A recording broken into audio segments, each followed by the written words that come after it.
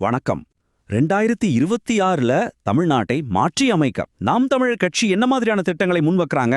இன்னைக்கு நாம அவங்களோட தேர்தல் அறிக்கையை எடுத்து அதோட முக்கிய கொள்கைகள் என்ன, அதுக்கு பின்னாடி இருக்கிற தத்துவார்த்த அடிப்படைகள் என்னன்னு கொஞ்சம் ஆழமா பார்க்கலாம் வாங்க. தமிழ்நாட்டை கட்டமைப்போம், தமிழரை காப்போம், இந்த ஒரு முழக்கம்தான் அவங்க அறிக்கையோட மையப்புள்ளி. இது வெறும் வார்த்தைகள் மட்டும் இல்ல, இது ஒரு பெரிய தொலைநோக்கு பார்வையின் ஆரம்பம்னு சொல்றாங்க. அந்த பார்வை என்ன, அதுக்கான திட்டங்கள் என்னன்னு நாம இப்போ உள்ள போய் பார்க்கலாம்.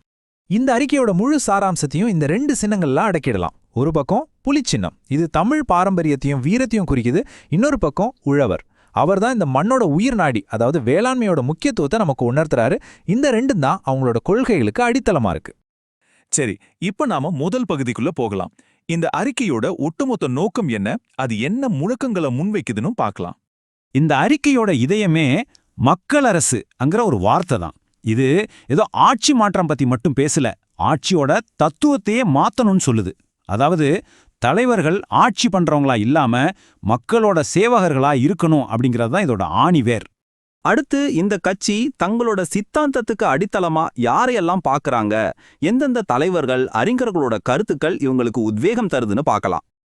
இந்த அறிக்கை முழுவதுமே திருவள்ளுவரோட தாக்கம் அதிகமா இருக்கு. குறிப்பா ஒரு நல்ல அரசாங்கம் எப்படி இருக்கணும், அறநெறினா என்னன்னு அவர் சொன்ன குறள்கள் இவங்களோட கொள்கைகளுக்கு ஒரு வழிகாட்டியா அமைஞ்சிருக்கு. அடுத்ததா பாரதி அவரோட புரட்சிகரமான கவிதைகளை இன்னைக்கு இருக்கிற அரசியல் சூழல்ல ஒரு பெரிய மாற்றத்துக்கான உத்வேகமா பாக்குறாங்க. சமூகத்துல ஒரு விழிப்புணர்வு வரணுங்கிறதுக்கான ஒரு அழைப்பா அவரோட வரிகள் இங்க பயன்படுத்தப்படுது. மொழி பண்பாடுன்னு வரும்போது பெருஞ்சித்திரனார் மாதிரியான ஆளுமைகளோட எழுத்துக்கள் தான் இந்த அறிக்கையோட கொள்கைகளுக்கு தத்துவார்த்த ரீதியா பலம் சேர்க்குது. இந்த லிஸ்ட பாருங்க, இதுவே ரொம்ப சுவாரஸ்யமா இருக்கு. ஒரு பக்கம் கார்ல் மார்க்ஸோட பொருளாதார சிந்தனைகள், இன்னொரு பக்கம் அம்பேத்கரோட சமூக நீதி, காமராஜரோட நிர்வாகத்திறன், எக்தம் அழகழக சித்தாந்தங்களோட ஒரு கலவையா இருக்கு. இதுவே அவங்களோட கொள்கை அணுகுமுறை எவ்வளவு பறந்ததுன்னு காட்டுது. இப்போ இந்த அறிக்கையோட பொருளாதாரம் மற்றும் சமூக பார்வையின் அச்சாணிக்கே வருவோம். அதாவது விவசாயிக்கு முதன்மை கொடுக்கறது. இங்க பாருங்க, ஆட்சிங்கிறது ஏதோ அதிகாரம் பண்ற சிம்மாசனம் கிடையாது. அது ஒரு தாய் தன்னோட பிள்ளைங்களை எப்படி பார்த்துப்பாங்களோ அந்த மாதிரி ஒரு சேவைன்னு இந்த குறள் சொல்லுது. இந்த ஒரு தத்துவம் தான் நல்லரசுக்கு அவங்க கொடுக்கிற விளக்கம். உழுதுண்டு வாழ்வாரே வாழ்வார், இந்த திருக்குறள் தான் அவங்க பொருளாதார கொள்கையோட மையப்புள்ளின்னே சொல்லலாம். விவசாயி நல்லா இருந்தா மட்டும்தான் மத்த எல்லாருமே அவரை சார்ந்து வாழ முடியும். அதனால விவசாயியோட நலன்தான் ஒரு சமூகத்தோட உண்மையான வளர்ச்சிக்கு அடித்தளம்னு ஆழமா நம்புறாங்க. சரி, எவ்வளோ பெரிய தத்துவங்கள், தொலைநோக்கு பார்வையெல்லாம் இருக்கு. ஆனா இதையெல்லாம் எப்படி நிஜமாக்க போறாங்க? அதுக்கான செயல் திட்டம் என்ன? இந்த அறிக்கையில் இருக்கிற முக்கிய கொள்கை தூண்களை பத்தி இப்ப கொஞ்சம் விரிவா பார்க்கலாம். மொத்தம் 49. ஆமா, நீங்க கேட்டது சரிதான். இந்த அறிக்கையில பொருளாதாரம், சமூகம், சுற்றுச்சூழல்னு நம்ம வாழ்க்கையோட ஒவ்வொரு பகுதியும் தொடர மாதிரி 49 வெவ்வேறு துறைகளுக்கு விரிவான திட்டங்கள் இருக்கு. இதை நாம இப்போ சில முக்கிய பிரிவுகளா பிரிச்சு பார்க்கலாம். முதல்ல ரொம்ப முக்கியமான பிரிவு சுற்றுச்சூழல் மற்றும் இயற்கை வளம். இதுல நீர் மேலாண்மைக்கு தான் முதல் முன்னுரிமை. நதிகளை இணைக்கிறது, ஏரி குளங்களை தூர்வாடுறதுன்னு பல திட்டங்கள் இருக்கு. அதே மாதிரி வேளாண்மையை முழுசா இயற்கை விவசாயமா மாத்துறதும் தமிழ்நாட்டோட வனப்பரப்பு அதிகமாக்குறதும் முக்கிய இலக்குகளா சொல்லப்பட்டிருக்கு.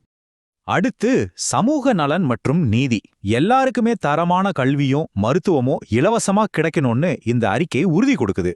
அது மட்டும் இல்லாம பெண்கள், மாற்றுத்திறனாளிகள்னு சமூகத்துல இருக்கிற எல்லாரோட உரிமைகளையும் பாதுகாக்கிறதுக்கும் நீதித்துறையில சில சீர்திருத்தங்களை கொண்டு வர்றதுக்கும் தெளிவான திட்டங்கள் இருக்கு. மூணாவது தூண் ஆளுகை மற்றும் பொருளாதாரம். இதுல லஞ்சம், ஊழல் இல்லாத ஒரு வெளிப்படையான நிர்வாகத்தை கொண்டு வர்றது தான் முதல் இலக்கு.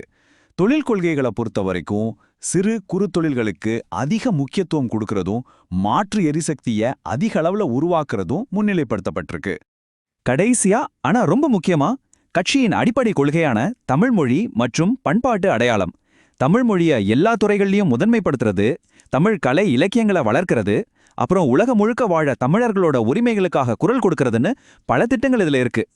சரி, நாம இப்ப இந்த பகுப்பாய்வோட இறுதி கட்டத்துக்கு வந்தாச்சு. இந்த அறிக்கை மூலமா அவங்க என்ன சொல்ல வராங்க, அவங்களோட இறுதி செய்தி என்னன்னு பாப்போம். இந்த முழு அறிக்கையோட உணர்வையும் ஒரே வரியில சொல்லணும்னா அது இதுதான்: உன்னை ஒருவராலும் தோற்கடிக்க முடியாது, உன் நம்பிக்கையில் நீ தோற்கும் வரை. இந்த தன்னம்பிக்கை தான் மாற்றத்துக்கான அவங்க அழைப்போட அடித்தளமா இருக்கு. ஆக எவ்வளவு விரிவான இந்த திட்டம் வெறும் காகிதத்தோட நின்னுடுமா இல்ல தமிழ்நாட்டோட அரசியல் களத்துல ஒரு உண்மையான மாற்றத்தை ஏற்படுத்துமா? இந்த வரைபடம் முன்வைக்கிற எதிர்காலத்தை பத்தி நீங்க என்ன நினைக்கிறீங்க? மறக்காம உங்க எண்ணங்களை பகிர்ந்துக்கோங்க. நன்றி.